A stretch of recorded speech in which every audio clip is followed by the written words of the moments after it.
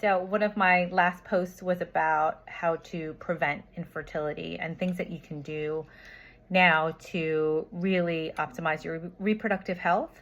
So ladies, if you are in this age category, mid to late 20s, early 30s, maybe you're still single, maybe you're dating someone, but deep down inside, you know that you want to try to have a family one day. It's so important to look at your reproductive health, do things proactively now. Just like now people are going to the doctors all the time to check on overall health, right? Like we want to make sure that our heart is strong and healthy, and getting blood work done just to help prevent any kind of diseases like cardiac disease. It's the same thing. You know, we want to try to prevent infertility from happening because we've seen it so many times with some of our clients that they're just like, we wish that we would have met you earlier, that we would have known all this stuff earlier. Well, now you have the chance to know these things, and they're so simple to do and just vital in fertility. And it's really not going to take a huge amount of your time. It's just about being aware and being educated. So last time I talked about understanding your cycles and just kind of tracking them and seeing if they're regular and whatnot.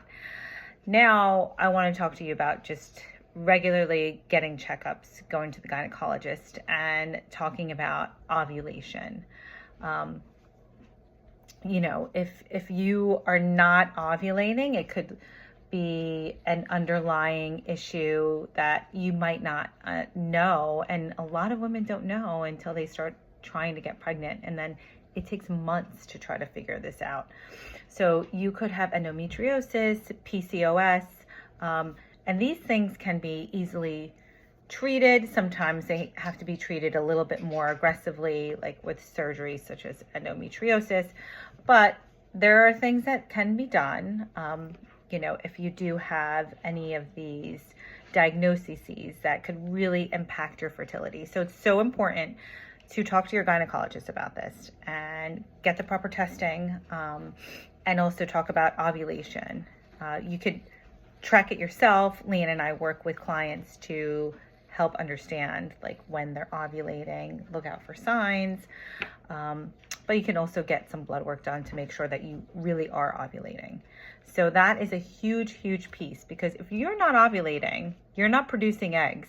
You can't make a baby without an egg. So sorry, unless you're the Virgin Mary, but I don't think most of you are, or any of you are. So you need to do yourself a favor and talk to your doctor about ovulation, or just start reading up on it, seeing if you can pick up if you feel like you're ovulating.